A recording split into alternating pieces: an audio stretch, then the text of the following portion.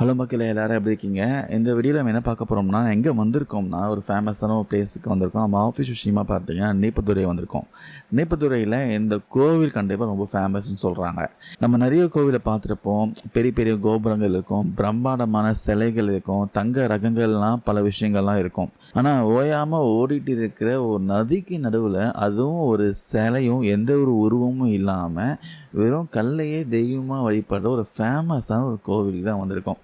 அதுவும் அங்கே சுற்றி பார்த்தீங்கன்னா நதியோட நடுவில் பார்த்தீங்கன்னா கோவில் இருக்கும். அந்த அளவுக்கு ஃபேமஸான ஒரு கோவில், சக்தி வாய்ந்த ஒரு அம்மன் கோவில். நம்ம திருவண்ணாமலை மாவட்டத்தில் செங்கம் பக்கத்தில் இருக்கிற ஒரு ரொம்பவே சிறப்பான, அதே சமயம் உணர்ச்சிகரமான வரலாற்றை கொண்ட நீப்பதுரை சென்னம்மாள் கோவில் பற்றி தான் பார்க்க போகிறோம்.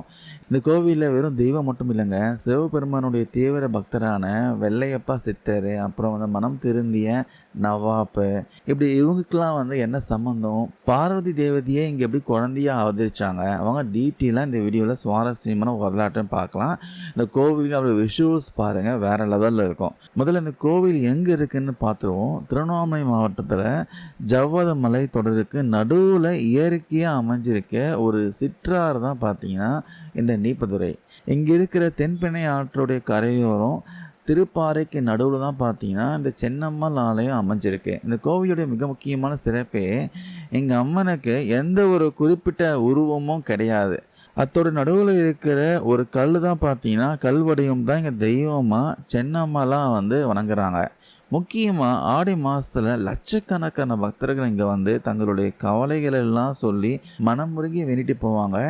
இயற்கைக்கும் பக்திக்கும் நடுவில் அமைஞ்சிருக்க ஒரு அற்புதமான இடம் தான் பார்த்தீங்கன்னா இந்த கோவிலுடைய இடம். இந்த கோவில் பார்த்தீங்கன்னா சூப்பராக அமைஞ்சிருக்குங்க. அதாவது பச்சை பசைன்னு பக்கத்தில் எவ்வளோ மரங்கள் இயற்கையாக, முக்கியமாக ஒரு ஆற்றங்கரையின் நடுவில் பார்த்தீங்கன்னா இந்த கோவில் அமைஞ்சிருக்கு. தென்பெண்ணை ஆறு தான் இங்கே ஓடுது. அதுக்கு நடுவில் தான் பார்த்தீங்கன்னா இந்த கோவில் அமைஞ்சிருக்கு. சென்னம்மாள் ஆலயம்னு சொல்லுவாங்க. நீப்பதுரை சென்னம்மாள் ஆலயம். இந்த கோவில் செம்ம சக்தி வாய்ந்த கோவிலுங்க. இந்த கோவில் பார்த்திங்கன்னா பெரிய புராண கதை இருக்குது. அதை டீட்டெயிலாக வீடியோ போகிறேன். இந்த கோவில் உள்ளே வந்தீங்கன்னா இந்த மூலவர் தான் பார்க்கலாம். டேரெக்டாக நீங்கள் மூலவரே பார்க்கலாம். அழகாக ஒரு கல்லில் தான் ஃபுல்லாகவே இருக்கும். ஒரு உருவமாக பெருசாக இருக்காது. இங்கேயே பார்த்தீங்கன்னா அவங்க வெள்ளியில் மேலே தகடு வச்சு உருவமாக வச்சு சாமி தரிசனம் பண்ணிகிட்ருக்காங்க. இங்கே தான் பார்த்தீங்கன்னா அம்மன் பார்த்தீங்கன்னா ஜீவசமாதி ஆனதாக சொல்கிறாங்க. ஒரு நம்ம பார்வதி தேவி அம்மன் தான் பார்த்தீங்கன்னா ஜீவசமாதி ஆகியிருக்காங்க.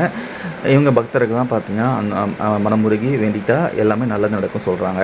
முக்கியமாக மன அமைதி கிடைக்குங்க. அந்த கோவில் பார்த்தீங்கன்னா அந்தளவுக்கு அழகாக இருக்குது. உள்ளே வந்தீங்கன்னா கண்டிப்பாக மன அமைதி நீங்கள் ஃபீல் பண்ணுவீங்க.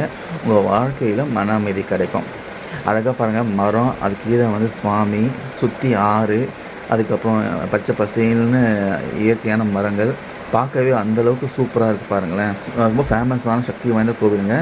நீப்பதுரை கண்டிப்பாக விசிட் பண்ணிட்டு போங்க. இங்கே பாருங்கள், ஆறு பார்த்தீங்களா, இதான் தென்பெண்ணை ஆறு. கோவில் சுற்றி இருக்கும்.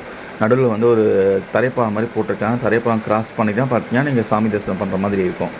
அழகாக நீங்கள் காரு, பைக்கு எதுவும் வரலாம், நடந்து கூட வரலாம். ஸோ உங்களுக்கு வழி அழகாக வழி ஏற்படுத்தியிருக்காங்க பாருங்கள். சுற்றி ஆறு.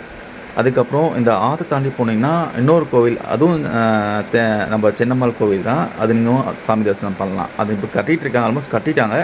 அதுவும் நீங்கள் பார்க்க முடியும். இங்கே பாருங்கள், சின்ன சின்ன கடைகள்லாம் எவ்வளோ அழகாக இருக்குது. இந்த கோவில் மறக்காமல் விசிட் பண்ணுங்கள். இந்த பாருங்கள், ஆற்றை தாண்டி அந்த கோவில் தான் இப்போ போக போகிறோம். ஸோ இங்கே இப்போ கட்டிட்டு ஆல்மோஸ்ட் கட்டி முடிச்சிட்டாங்க.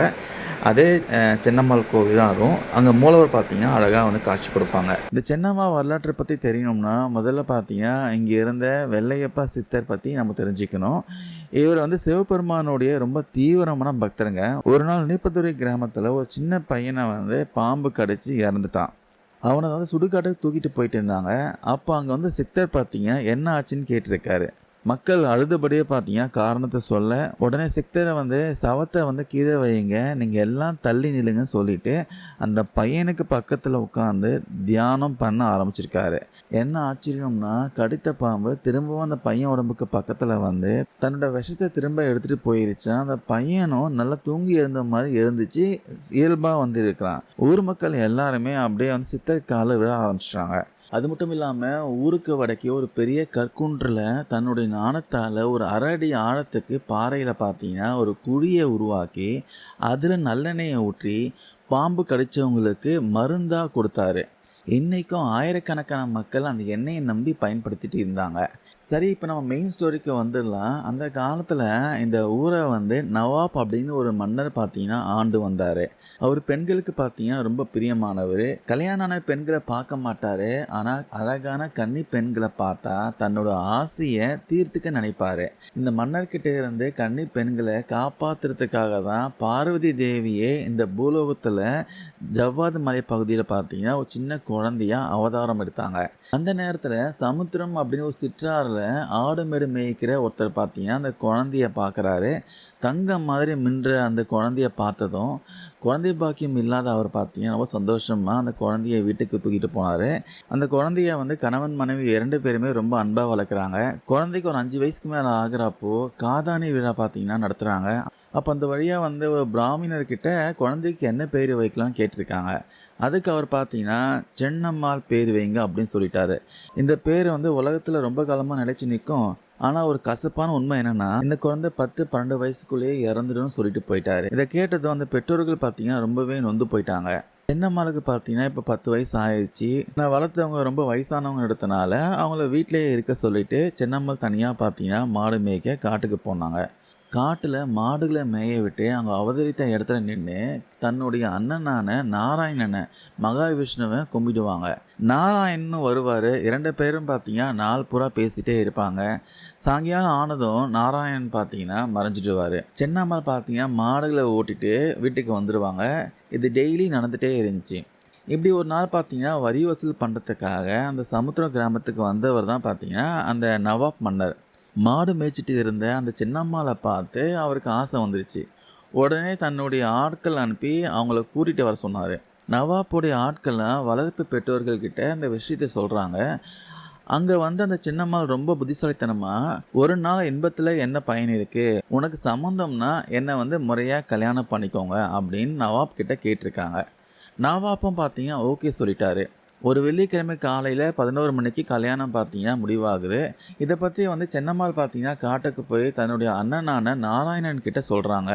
அதுக்கு நாராயணன் பார்த்தீங்கன்னா உன் அளவுக்கு ஏற்ற மாதிரி ஒரு மரப்பெட்டியை செஞ்சு தர சொல்லுன்னு அப்படின்னு ஒரு ஐடியா கொடுக்குறாரு.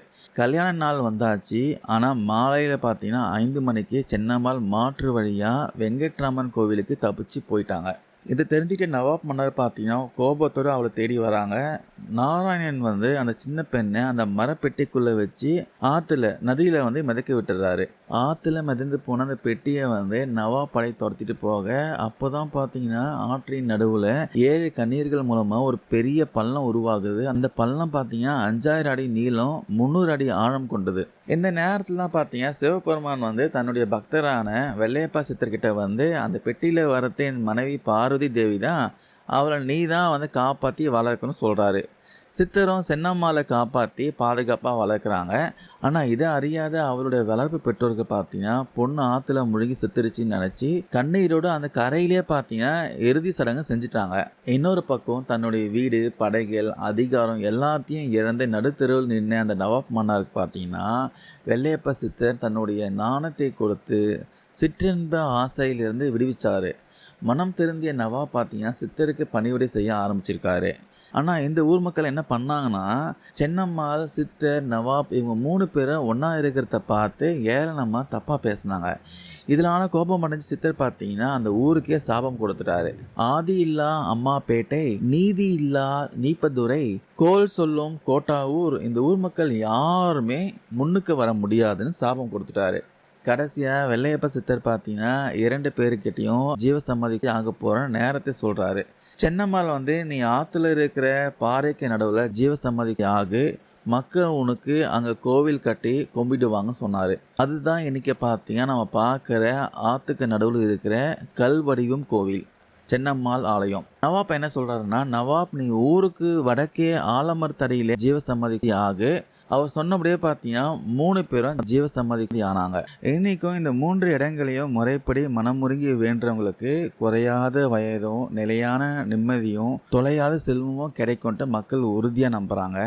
நீங்களும் திருவண்ணாமலை பக்கம் போனால் கண்டிப்பாக இந்த நீப்பதுரை சென்னம்மாள் சித்தர் நவாப் ஜீவசமாதி கோவிலுக்கு போய் தரிசனம் பண்ணிட்டு வாங்க.